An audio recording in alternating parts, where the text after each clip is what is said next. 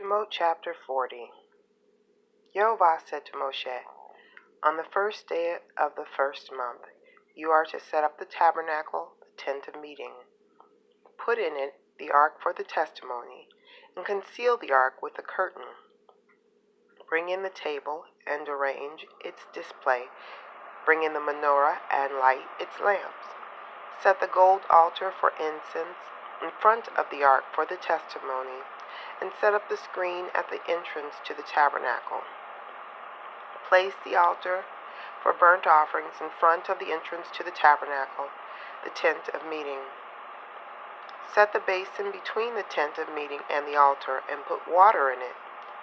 Set up the courtyard all the way around, and hang up the screen for the entrance to the courtyard. Take the anointing oil and anoint the tabernacle and everything in it. Consecrate it with all its furnishings, and then it will be holy. Anoint the altar for burnt offerings with all its utensils. Consecrate the altar, then the altar will be especially holy.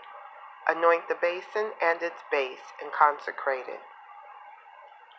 Then bring Aharon and his sons to the entrance of the tent of meeting, and wash them with water.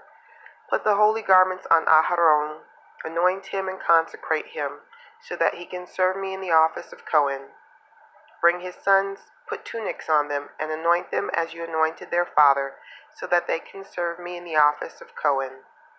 Their anointing will signify that the office of Cohen is theirs through all their generations."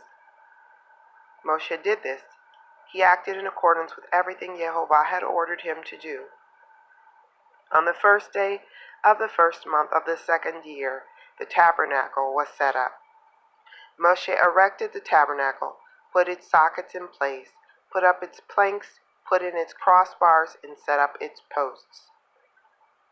He spread the tent over the tabernacle and put the covering of the tent above it, as Yehovah had ordered Moshe. He took and put the testimony inside the ark, put the poles on the ark, and set the ark cover above on the ark. Then he brought the ark into the tabernacle, set up the curtain as a screen, and concealed the ark for the testimony, as Yehovah had ordered Moshe. He put the table in the tent of meeting on the side of the tabernacle facing north, outside the curtain. He arranged a row of bread on it before Yehovah, as Yehovah had ordered Moshe. He put the menorah in the tent of meeting, across from the table, on the side of the tabernacle facing south. Then he lit the lamps before Yehovah, as Yehovah had ordered Moshe. He set the gold altar in the tent of meeting in front of the curtain, and burned on it incense made from aromatic spices, as Yehovah had ordered Moshe.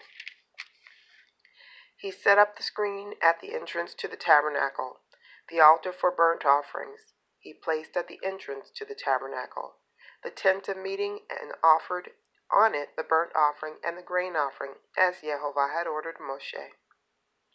He set the basin between the tent of meeting and the altar, and put water in it for washing, so that Moshe and Aharon and his sons could wash their hands and feet there, so that they could wash when entering the tent of meeting and when approaching the altar, as Yehovah had ordered Moshe.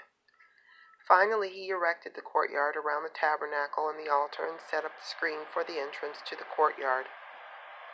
Then the cloud covered the tent of meeting, and the glory of Yehovah filled the tabernacle. Moshe was unable to enter the tent of meeting because the cloud remained on it, and the glory of Yehovah filled the tabernacle. Whenever the cloud was taken up from over the tabernacle, the people of Israel continued with all their travels. But if the cloud was not taken up, then they did not travel onward until the day when it was taken up. For the cloud of Yehovah was above the tabernacle during the day, and fire was in the cloud at night, so that all the house of Israel could see it throughout all their travels. Hazak, Hazak, Benit Hazak, Benit Hasek. Be strong, and let us be strengthened.